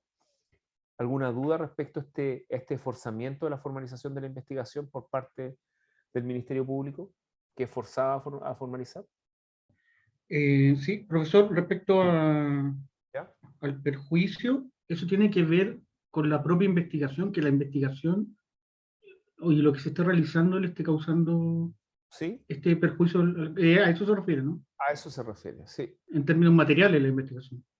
Claro, claro. Por ejemplo, si usted tiene un juicio de familia y está siendo formalizado por un delito que tiene que ver con abuso sexual, por ejemplo, no formalizado, sino se está siendo investigado y la mamá de sus hijos, en todas partes, siempre que usted va a pedir cuidado personal o va a pedir una relación directa y regular, dice, mire, está siendo investigado por esto, está siendo investigado por esto, está siendo investigado por esto. Entonces eso le impide muchas veces al juez de familia tomar una decisión sin esta presión. es un ejemplo. ¿Mm? Perfecto. Gracias, profesor. O por ejemplo, que sea público, que usted está siendo investigado, pero que no lo han formalizado, todos saben que está siendo investigado y eso le impide encontrar trabajo. Tantas situaciones que pueden ocurrir. Es necesario el perjuicio, si no hay perjuicio no se puede pedir la No se formalización. puede pedir este derecho, justamente. Perfecto. El perjuicio no se puede. Ya. ¿Alguna otra duda? ¿Consulta? ¿No? Ya. Entonces ahora vamos a revisar una de las cuestiones que fue consultada por uno de ustedes, que es una actuación que hace la policía y es una diligencia de las más importantes, que es la entrada y registro de inmuebles cerrados. ¿Ya? Para lo cual me voy a mostrarles otra cartilla más, ¿ya? Otra cartilla más que está en el Instagram, que es la siguiente, esa cartilla. El registro entonces de domicilio y recintos privados. Esto se encuentra regulado en los artículos 204 y siguientes del Código Procesal Penal. Obviamente, en este caso, la garantía constitucional que se estaría resguardando es el derecho de propiedad respecto de recintos privados en que no sean casa habitación, y por otro lado, los recintos privados, las casas, departamentos, etcétera, inmuebles, que son casa habitación, se está resguardando la inviolabilidad del domicilio. ¿Ok? Ya. ¿Cuál es la regla general? La regla general está en el artículo 204 del Código Procesal Penal. ¿Y qué dice la regla general? Que a un recinto cerrado o una casa habitación solamente puede entrar la policía con orden judicial. Esa es la regla general. ¿Sí? ¿Alguna duda al respecto? ¿Queda claro hasta el momento? Sí, profesor. Ya. Pero tenemos que ver las excepciones. Veamos las excepciones. La excepción, hay excepciones que son evidentes. Si en el recinto privado no hay gente, la policía puede ingresar con autorización del encargado o del dueño. Y la puede requerir de cualquier forma, es decir, llamando al dueño, consultando con el encargado. Si el encargado le permite entrar a la policía, puede entrar sin orden judicial. Pero ahora viene lo más importante, la otra excepción, sumamente importante, es el acaecimiento de un delito flagrante dentro del inmueble cerrado. Y que ese acaecimiento de un delito flagrante genere señas hacia el exterior, como pueden ser gritos de auxilio, como puede ser, por ejemplo, no sé, golpes, rompimiento de cosas al interior, que salgan por la ventana, no sé, lanzadas cosas, que se esté quemando, por ejemplo, un inmueble y haya gente gritando, etcétera. Que se escuchen disparos, por ejemplo, también.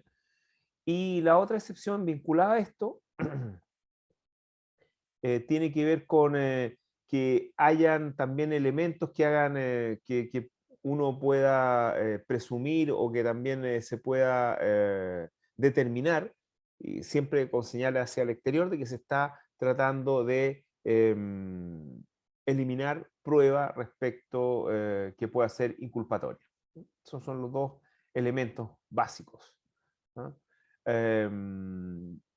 También hay entrada y registro de otros lugares, que pueden ser, por ejemplo, recintos públicos, iglesias, etcétera, donde se necesita la autorización del sacerdote o del jefe superior del servicio, que se remite con 48 horas de anticipación, pero si esto va a frustrar las diligencias, no se le avisa. Ahora, en cuanto a los recintos diplomáticos, ya sea consulado y embajada, gozan de inviolabilidad y solamente pueden ser registrados. La entrada y registro solamente se puede realizar con autorización del encargado de la misión diplomática. Eso sería a grandes rasgos esta diligencia de entrada y registro. ¿Alguna duda? ¿Alguna consulta? Sí. En la primera excepción, ¿Ya? dice que se le puede preguntar al dueño de la casa, ¿cierto? O al dueño del lugar. Al dueño, no. La primera situación es un recinto que no sea casa de habitación. Que se le pide la autorización al ¿Ya? dueño de la propiedad o al encargado, al rondín, al guardia, al que vigila. Ah, no es casa de habitación. Ah, ya, perfecto. No, pues no Es es que casa de se tenía la duda. Primero, no es casa de habitación, Ya. otro sí es casa de habitación. En el caso que no es casa de habitación, aquí la garantía constitucional que estaría siendo protegida es el derecho a propiedad. En el caso que es casa de habitación, obviamente la inviolabilidad del hogar. ¿Y qué pasa en una casa rodante? Yo creo que si es casa habitación, bueno, si por ejemplo está desocupada y nadie vive ahí, sería con autorización del dueño. Y si es casa, y si es el domicilio de una persona, tendría que ser con la autorización del dueño de casa. Ya. O sea, profesor, Pero en el en caso ese- que señalé yo, Si no nos vamos a sí, atropellar. perdón, Ya. perdón, Don en el Roberto, caso que señalé, la mano. ya, En el caso que mencionaba recién, ¿qué pasa, por ejemplo, en el caso cuando hay un arrendatario en la casa? ¿Se le puede pedir permiso al dueño de la casa para ingresar? No, no, porque ahí obviamente el que está habitando la casa la persona que es dueño de casa, es digamos, el que El vive ahí, arrendatario. el domicilio. Entonces, como es casa habitación, al que vive hay que pedirle permiso. Ah, perfecto, gracias. Claro. Don Leopoldo, sí, estaba pensando en el caso que se estaba señalando de esta menor de edad que se arrancó del control de control vehicular, no podría haber entrado Carabineros cuando ella se refugió en ciudad, ¿no podría sin qué? una autorización. No No pod- podría haber, y Carabineros no podría haber ingresado al hogar sin autorización judicial. Claro, no pueden ingresar. Pero si el papá le dice que pasen, ahora, el caso de que una persona esté huyendo, habiendo cometido un delito flagrante y entre a un recinto privado, que no sea casa habitación o una casa habitación, no permite a la policía entrar. Solamente tiene que tomar las medidas de resguardo para evitar la huida. Es muy común cuando las personas que están siendo perseguidas van arrancando a través de los techos. Perfecto. ¿Alguna otra duda?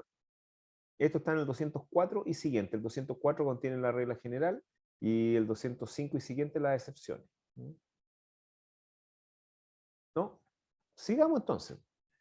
Vamos ahora a la interceptación de comunicaciones. Eso está regulado en el artículo 222 del Código Procesal Penal.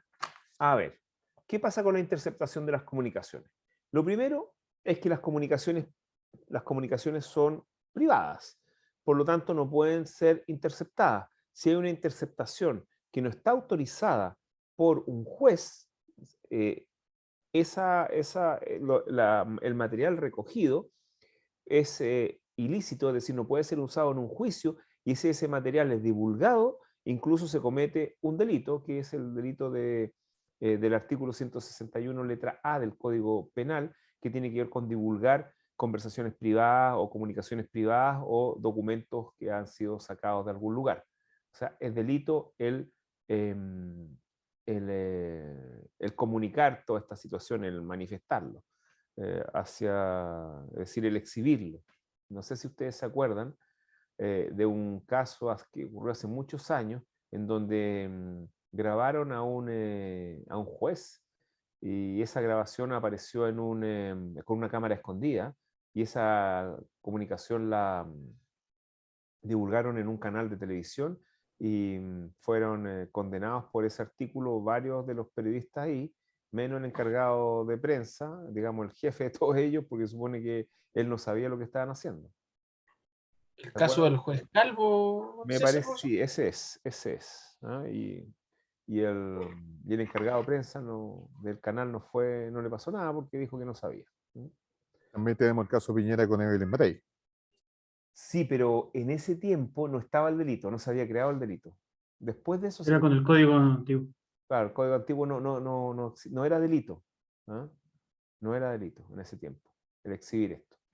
De hecho, el dueño del canal lo exhibió, pues, entonces él sabía y él era abogado, él sabía todas estas cosas. También a la doctora Cordero también le hicieron lo mismo, pero no sé cuál fue el resultado del juicio de ella. ¿No? No Pa' sé, callado, pa' callado. claro, seguramente. Bueno, No, eso decía la doctora Cordero, para callado, Calleu, por el tema de la de la licencia. Mm. Ya, vamos entonces a las interceptaciones de comunicaciones. En cuanto a la interceptación de comunicaciones, cualquier comunicación puede ser interceptada. Teléfono, bueno, actualmente todas las comunicaciones están en el teléfono, pero por voz, redes sociales, correo electrónico, todo. Solo eso sí, con orden judicial. Esa orden judicial la consigue el fiscal. ¿Y cómo la consigue el fiscal? Con antecedentes, con una investigación previa. Es el típico caso del narcotráfico en donde el Ministerio Público y las policías hacen una investigación previa que lo presentan al juez de garantía, y el juez de garantía con esa investigación, con esos antecedentes, da lugar o da curso a que puedan ser interceptados o pinchados los teléfonos de esas personas. Pero son ciertos casos, no por cualquier delito procede la interceptación de comunicaciones. Los casos están en el artículo 222 y se refieren principalmente a delitos que tienen penas de crimen, es decir, delitos de bastante gravedad, con una pena que empieza a los 5 años de un día para adelante, es decir, homicidio, narcotráfico en grandes cantidades, pornografía infantil, etc. Bueno, por otro lado también leyes especiales. Por ejemplo, en el caso de la pornografía infantil, aunque no tenga la pena de 5 años y un día, se puede interceptar las comunicaciones porque obviamente ese delito implica y generalmente se comete mediante estos medios de comunicación. Hay una excepción, jamás puede ser interceptada la comunicación entre el abogado y su cliente. ¿Ok? Jamás. Ahora, si es interceptada, no puede ser usada, salvo en una situación, en la situación de que el abogado sea parte de la banda criminal o que esté participando en crímenes, en los delitos de los cuales se trata. Por ejemplo, en el narcotráfico es muy común que los narcotraficantes recluten a ciertos abogados, generalmente abogados recién titulados, para que sean testaferros de ellos, y, o sea, no solamente para que los defiendan, sino que para que ellos blanqueen activos, ¿no? Laven activos y sean los testaferros de ellos, principalmente. El plazo de interceptación no puede superar los 60 días, los cuales pueden ser renovables con nuevas y mejores antecedentes. Lo obtenido sin la autorización judicial o fuera del plazo va a ser considerado prueba ilícita. ¿Ah? Eso. ¿Alguna duda, alguna consulta respecto a esto? Artículo 222 y siguiente. El 223 y siguiente del Código Procesal Penal reglamentan cómo tiene que ser las interceptaciones, que hay que comunicarse con la empresa de telecomunicaciones, que la empresa tiene que tener determinada comunicación con el Ministerio Público, etc. Ahí está la reglamentación, que es bastante estricta. ¿Alguna duda, alguna consulta? ¿Nada? Ya. Bueno, después viene la incautación de objetos, que eso lo voy a dejar para que son como 2 páginas, que ustedes lo vean del apunte, pero respecto a la incautación de objetos, lo más importante es cómo se pueden recuperar. Generalmente se puede recuperar al finalizar la investigación, solicitándole al Ministerio Público la devolución. Y en especial, tratándose los bienes hurtados, robados o estafados, incluso, en este caso los dueños también pueden solicitar inmediatamente la restitución, incluso aunque no se haya cerrado la investigación, pero generalmente esto se devuelve una vez que se hayan practicado los peritajes respectivos, ¿no? Bueno, y ahora vamos a ver la materia que más me interesaba hoy día, que es la formalización de la investigación, ¿ya? La formalización de la investigación. ¿Alguna duda, consulta antes de proseguir? ¿No? Todo bien, profesor. Muchas gracias. Vamos a la formalización de la investigación. A ver, la formalización de la investigación es una actividad que realiza el Ministerio Público. Si la realiza el Ministerio Público, la naturaleza jurídica de esta actuación no puede ser jurisdiccional, porque ya sabemos que él está prohibido por la Constitución, por el artículo 83, en la realización de actividad jurisdiccional. Por lo tanto, la naturaleza jurídica de la formalización es un acto administrativo del Ministerio Público. Ahora, ¿por qué es tan importante la formalización de la investigación? Porque formalizada que sea la investigación, se siguen muchas consecuencias en la etapa de investigación. De hecho, la actividad más importante durante la investigación es la formalización de esta. ¿Por qué razón? Porque si se cierra una investigación sin ningún imputado formalizado, esa investigación va a concluir y no va a avanzar a la siguiente etapa del procedimiento penal, que es la etapa intermedia. Ok. Ahora, ¿cómo podríamos definir la formalización de la investigación? La podríamos definir, bueno, de hecho está en el artículo 229 del Código Procesal Penal, pero la podríamos definir desde dos perspectivas. Primero, desde una perspectiva de la actuación del Ministerio Público. Y podríamos decir que el Ministerio Público lo que hace cuando formaliza la investigación es comunicar al imputado en una audiencia judicial, en presencia del juez de garantía, con el imputado presente y su defensa, de los hechos respecto a los cuales se le está investigando, y que dichos hechos tienen cierta calificación jurídica por parte del Ministerio Público. En este sentido, la calificación jurídica va a ser de que ese hecho corresponde a cierto tipo penal y que el imputado le ha tocado una participación de determinada forma, conforme al Código Penal, y con determinado grado de desarrollo. Todos estos elementos son sumamente importantes para que el imputado pueda articular su defensa.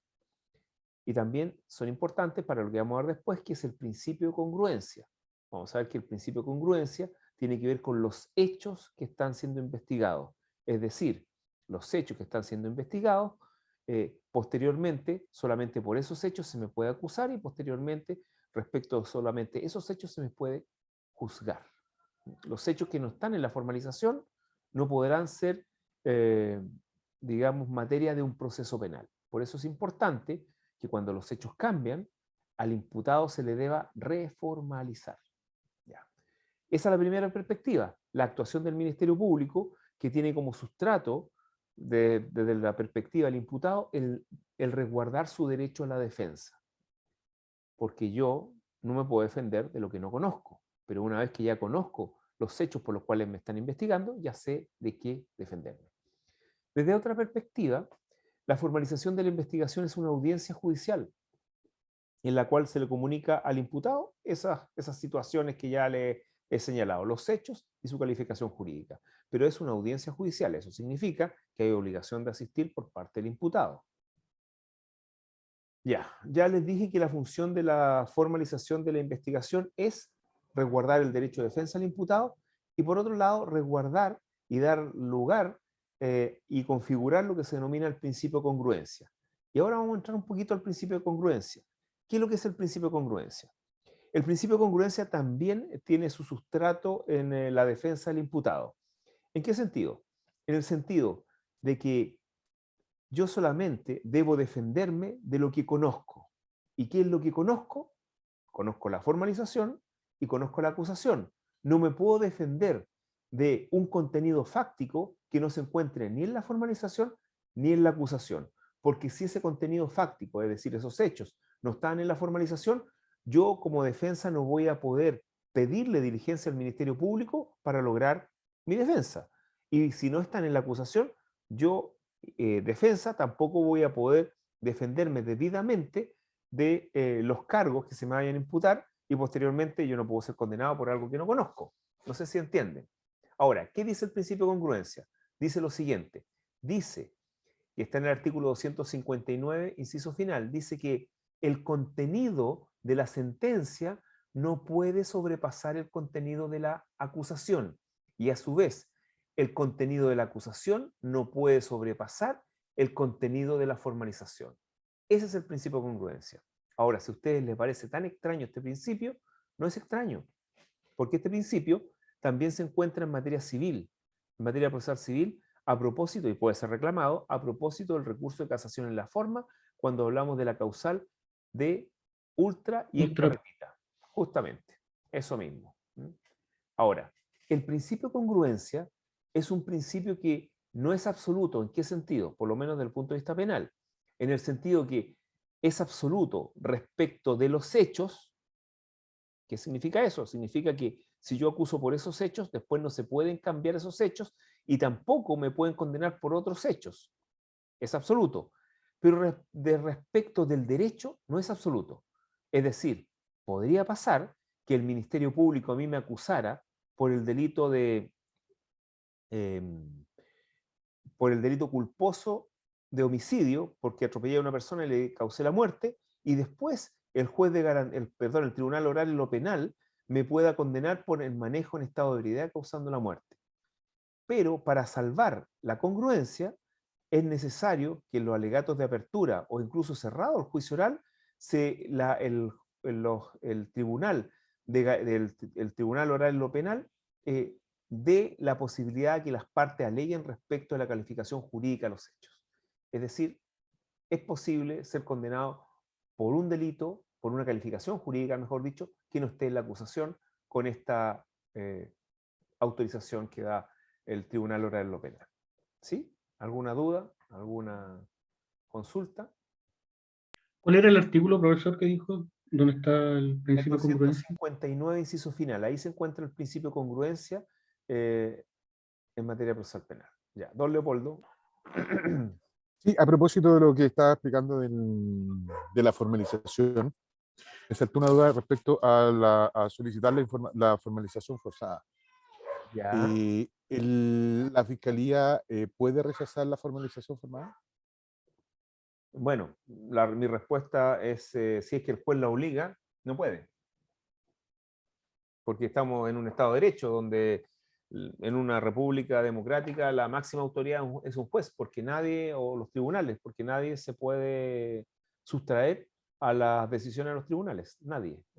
Y en este caso, ¿la Fiscalía qué podría hacer? Porque ve los antecedentes, hay una querella, ve los antecedentes. Hay que formalizarlo. Está obligado. Sí, sí, porque está obligado por el juez de garantía, y si no formaliza podría cometer hasta un delito, que podría ser el desacato. Señorita Rocío. Sí, profe, es que no me quedó muy clara esa parte de que es un principio que no es absoluto, no, Claro, no entendí. claro, sí, porque la congruencia se puede dar en dos ámbitos, en el ámbito de los hechos, y ahí es absoluto. Si yo acusé determinados por los hechos A, posteriormente el juez de garantía no puede, perdón, el tribunal oral en lo penal, o bueno, juez de garantía, dependiendo del tipo de procedimiento de que se trate, no puede condenarme por B, por los hechos B. Pero la calificación jurídica la puede cambiar el tribunal. Eso sí, permitiendo que las partes hagan sus alegaciones en torno a la calificación jurídica. ¿Sí, ahí sí? Sí, profe, gracias. Ya. Don Rolando. Profe, respecto a esto último que señalaba, no me queda muy claro la parte de lo absoluto del principio respecto al derecho a la calificación jurídica. Ponía como ejemplo usted que, por ejemplo, la Fiscalía me acusa de homicidio culposo, ¿cierto? Ya. Pero el tribunal oral puede además cambiar la calificación jurídica. Claro, la puede cambiar a manejo de estado de ebriedad con muerte, sí. Al manejo de estado de ebriedad, aun cuando en la acusación no se haya establecido, no se haya... Justamente, sí, es posible. Perfecto. Pero para eso, el tribunal oral en lo penal tiene que advertirles a las partes, ¿saben? Yo quiero que viertan sus argumentos jurídicos en torno a que estos hechos podrían ser un manejo en estado de ebriedad con muerte. Dígame por qué no un manejo en estado de ebriedad con muerte, o dígame por qué sí es un manejo en estado de ebriedad causando la muerte. Perfecto. Es decir, el tribunal oral, lo penal, podría cambiar la calificación jurídica en base a los mismos hechos. Pero por supuesto, si lo que manda en materia penal son los hechos. Si el derecho es muy fácil de aplicar, llegar a los hechos es lo complejo. Perfecto. Aun cuando esos hechos no hayan estado contenidos en la acusación, digamos. No, los hechos tienen que estar contenidos en la acusación. Si los hechos no están contenidos en la acusación, entonces no me pueden juzgar por hechos diferentes. Siguiendo el mismo ejemplo, si la Fiscalía no me acusa a mí o no establece en los hechos que yo maté a una persona... No relata los hechos, ¿ya? Claro, señalando que yo maté a una persona manejando en estado de ebriedad, el tribunal después no podría cambiar la calificación jurídica. No, sí puede cambiar la calificación jurídica, pero los hechos contenidos en la acusación no. Por eso, ahí no me queda tan claro. Y miren, muy sencillo. A ver, el manejo en estado de ebriedad con muerte es un hecho o un derecho, o es hecho o derecho. Es un hecho. No, pues derecho. Po. Es derecho, sí, eso es una calificación jurídica. ¿Ya? Es una calificación jurídica. Yo puedo decir, usted cometió el delito de manejo en estado de ebriedad causando la muerte. Yo también puedo decir, usted cometió el delito culposo de homicidio. Son calificaciones jurídicas. ¿Ok? Ahora, ¿qué es lo que es un hecho? La muerte por las lesiones. Si yo relato en la acusación de que causó lesiones y después se murió, pero no aparece que después se murió en la acusación, no puedo condenar por muerte. No puedo condenar con una calificación jurídica que implique la muerte. ¿Ahora sí? Es decir, si la fiscalía no relata en la acusación que yo maté a una persona manejando en estado de ebriedad, solo que la maté manejando, el tribunal... No. Es el estado de ebriedad o matar a una persona sin estado de ebriedad son calificaciones jurídicas. Son delitos.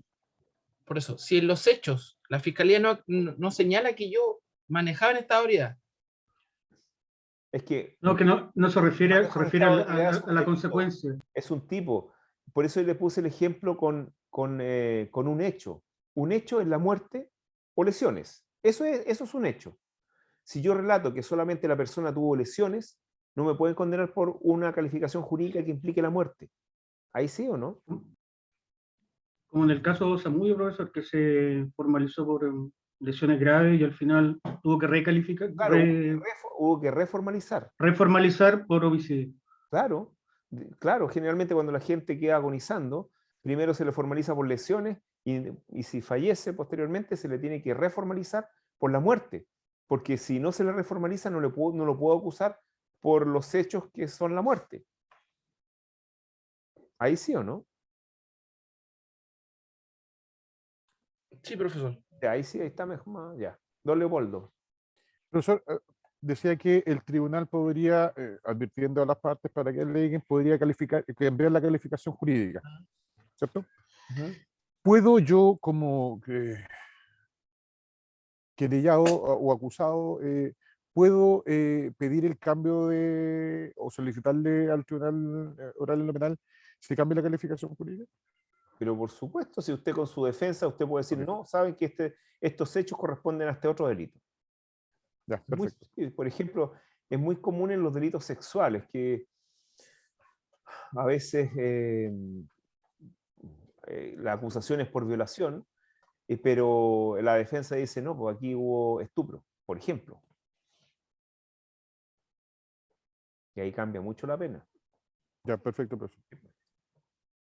O también otro tipo de delito vinculado a pagar por servicios sexuales respecto a menores de edad.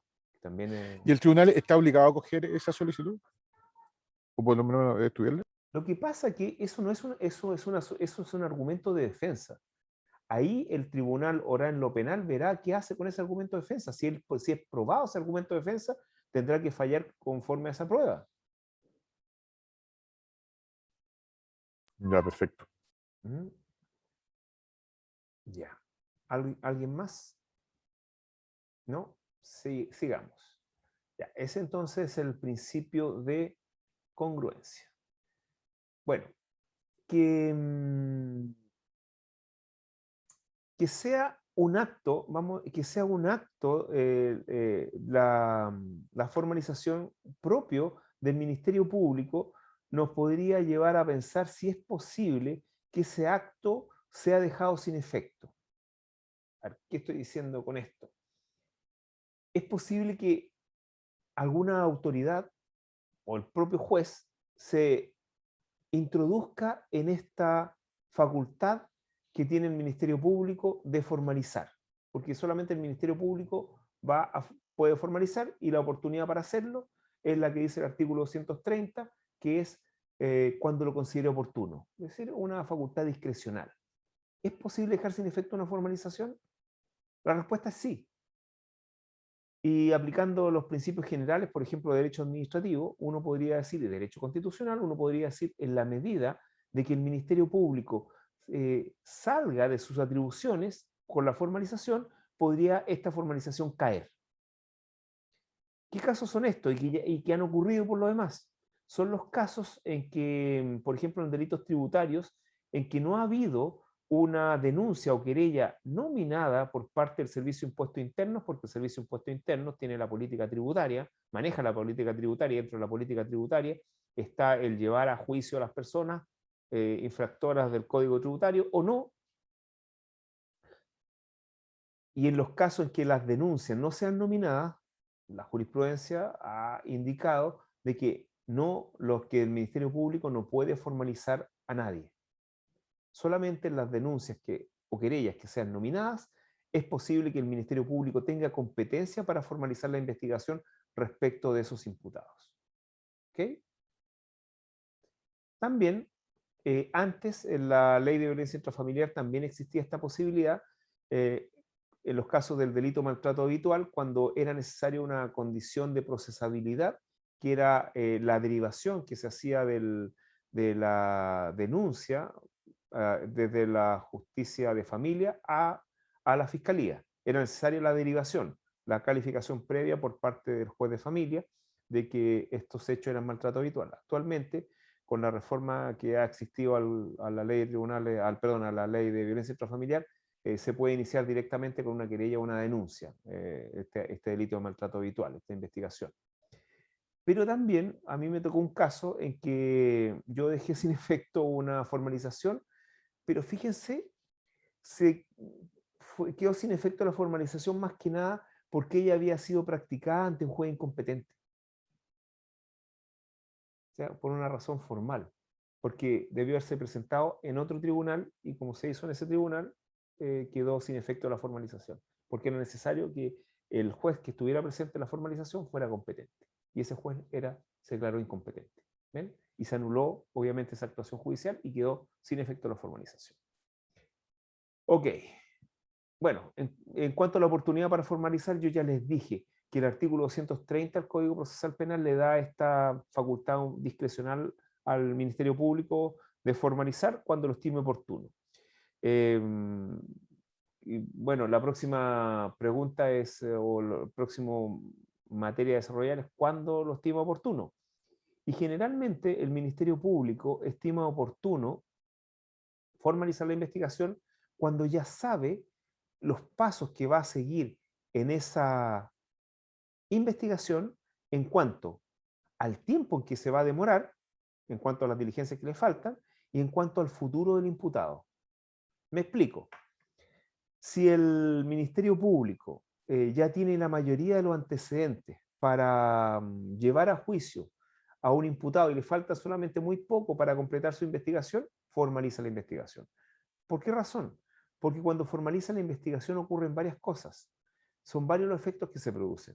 Uno de los efectos más importantes es que se suspende el plazo de prescripción de la acción penal. Otra cosa más también importante es que se pueden pedir medidas cautelares personales. Entonces, muchas veces el Ministerio Público formaliza frente a delitos flagrantes graves. ¿Para qué? Para poder pedir la prisión preventiva. Muchas veces también el Ministerio Público formaliza la investigación cuando ya sabe que el imputado le va a proponer una salida alternativa, como en el caso de las violencias intrafamiliares, que generalmente la primera medida es dar una suspensión condicional de procedimiento con el alejamiento por parte del ofensor de la víctima, el imputado respecto a la víctima. Entonces, esas son las situaciones que el Ministerio Público formaliza, porque otro de los efectos importantes respecto a la formalización es que los intervinientes, especialmente la defensa, puede pedir un plazo inferior de investigación, es decir, un plazo judicial de investigación. Y por eso el Ministerio Público tiende a no formalizar aquellas investigaciones en donde no es necesario que el imputado esté en prisión preventiva y donde está recabando antecedentes para sí tener una investigación que permita acusar al imputado. Y solamente cuando tiene la investigación ya casi terminada, formaliza. ¿Por qué? Porque la defensa inmediatamente va a pedir un plazo judicial reducido. Claro que Eso es lo que hace generalmente la Defensoría Penal Pública, inmediatamente pide plazo de investigación, pero muchas veces el plazo de investigación es importante para la defensa. Y en esos casos, por ejemplo, en alguna oportunidad yo no he pedido plazo de investigación. Y no es necesario que pida, porque si yo no pido plazo de investigación, está el plazo legal de 2 años, entonces no es necesario. Después, cuando yo tengo todo armado, el caso, podré pedir un cierre de una investigación o que se fije un plazo. Ya, vamos a los efectos de la formalización de la investigación. Miren, esta materia es sumamente importante.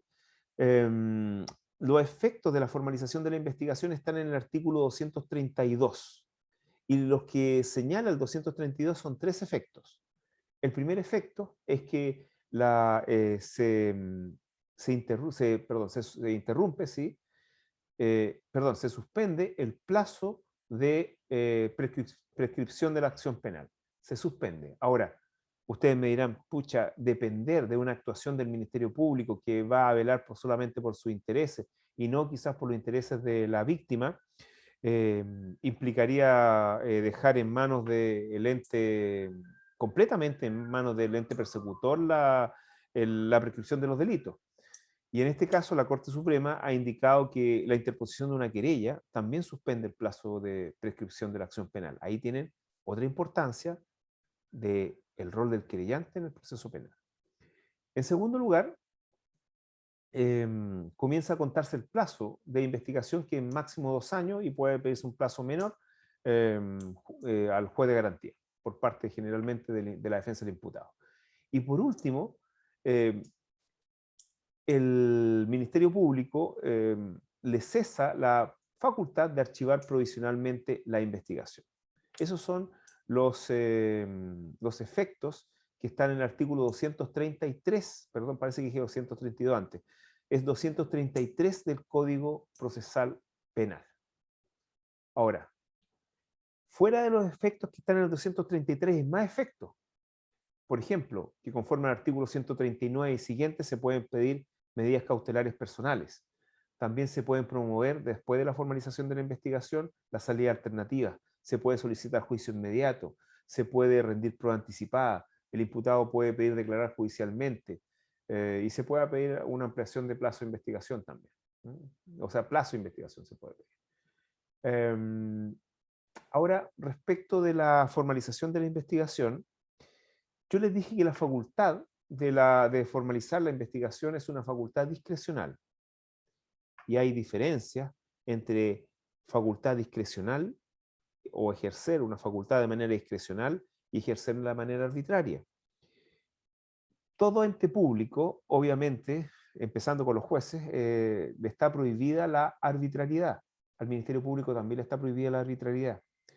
Si el Ministerio Público formaliza de manera arbitraria, existen reclamos ante el Ministerio Público, es decir, ante el fiscal regional en este caso, y se puede declarar por parte de la Fiscalía Regional que una formalización ha sido hecha de manera arbitraria. Arbitraria, ustedes saben, es sin razón, motivada por el mero capricho, etc.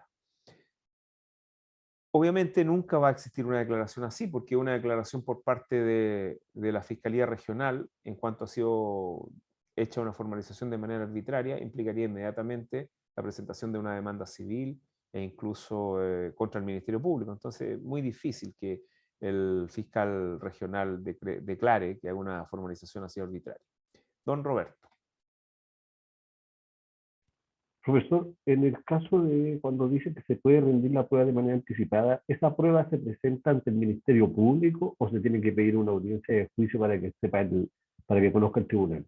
Interesante su pregunta, porque estamos hablando de rendir prueba.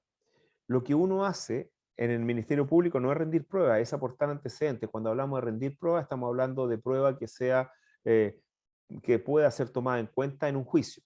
Es decir, de prueba judicial, podríamos decir.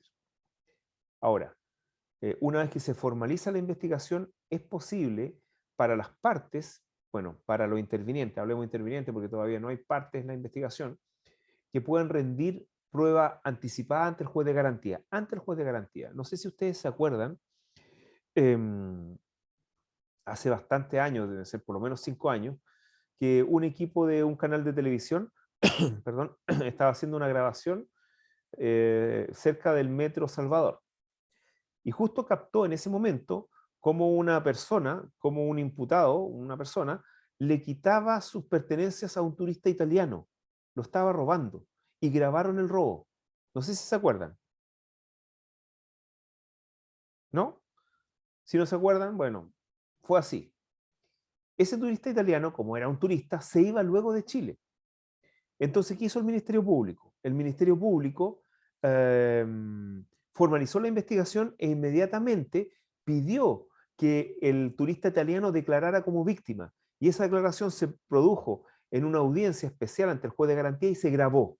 Y después esa audiencia grabada se mostró en el juicio oral para condenar a esta persona. Una vez también me pasó que en un delito culposo de homicidio, también había una persona, no me acuerdo si era extranjera, no sé por qué razón, también pedimos que se rindiera prueba anticipada y declaró como testigo, como prueba anticipada ante el juez de garantía. El Ministerio Público le hizo sus preguntas, la parte querellante que éramos nosotros le hizo sus preguntas, la defensa le hizo sus preguntas, todo esto quedó grabado y posteriormente cuando se llevó a cabo el juicio oral, esta grabación fue mostrada por el Ministerio Público como prueba. Eso es la prueba anticipada. Don Roberto. Sí, otra consulta, perdón, volviendo un poquito atrás, estaba viendo los apuntes el tema del maltrato habitual de violencia intrafamiliar. Si a alguien se le formaliza investigación y la defensa no alegó esta excepción o este incidente de decir, sabe que usted todavía no es porque el Tribunal de Familia no ha dicho nada, ¿eso se puede llegar posteriormente en una segunda audiencia, en una audiencia posterior? Bueno, eso tiene un problema técnico, porque eso ya fue derogado y actualmente eso no va a pasar. No, no va a pasar. Estaba leyendo el apunte, no, parece que usted no hay una, yo puse una, caso maltrato. la nota 91, ¿ah? A entenderse respecto a los hechos acontecidos con anterioridad al 6 de junio de 2017. La ley de 2013 eliminó esta condición de procesabilidad. Así que actualmente, maltrato habitual se puede presentar directamente una querella o una denuncia. Gracias.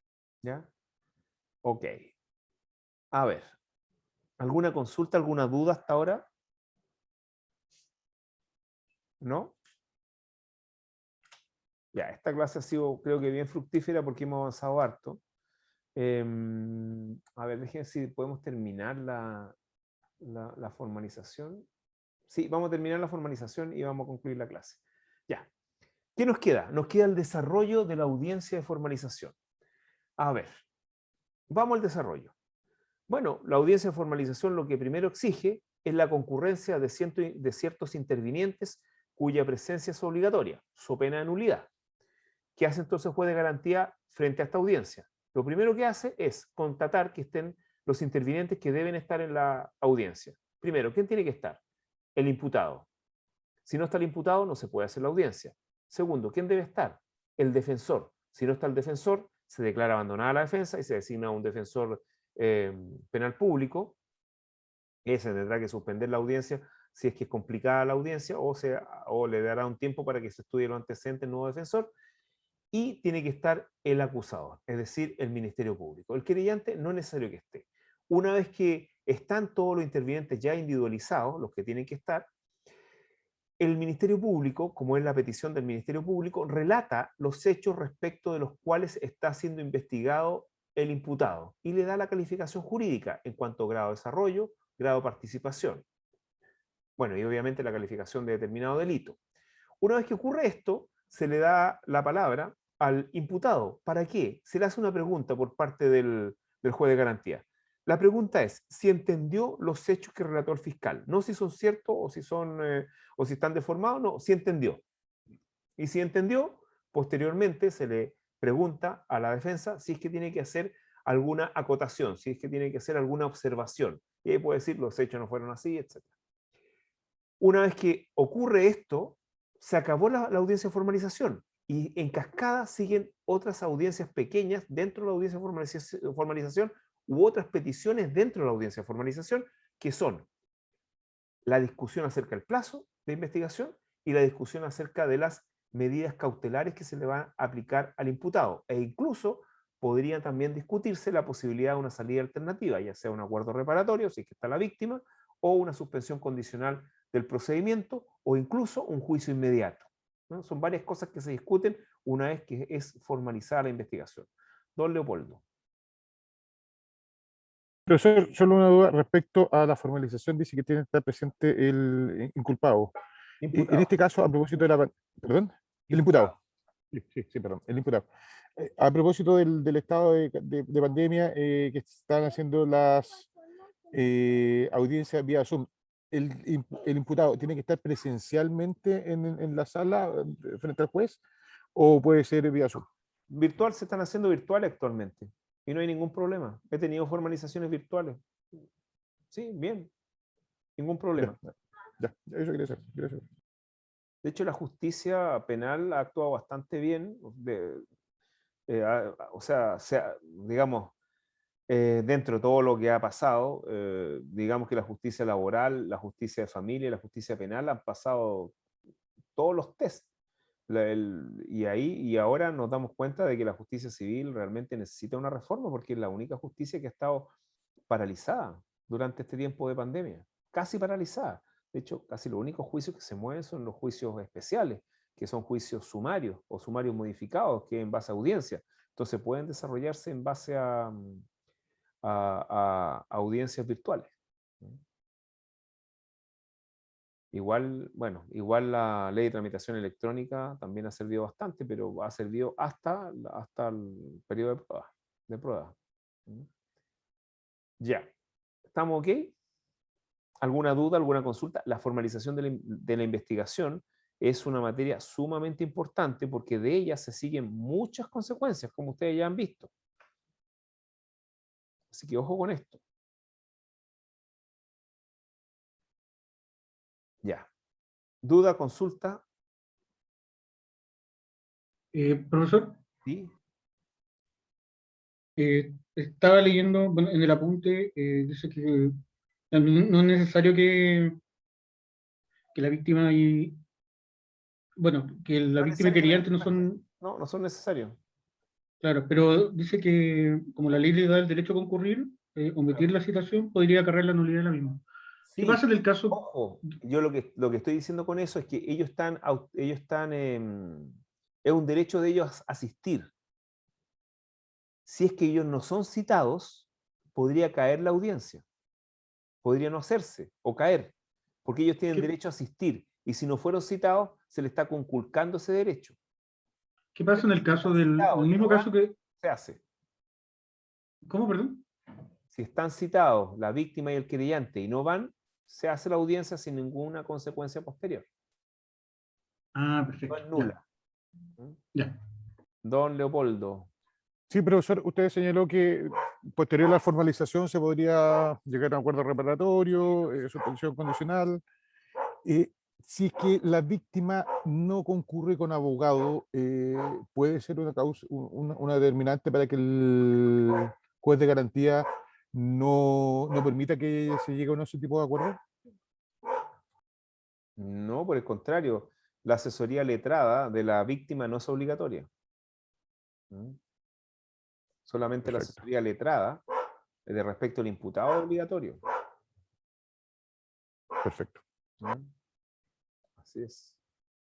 Bueno, ya sabemos, si ustedes leyeron el rol del querellante en el proceso penal, ustedes saben lo que pienso respecto a eso.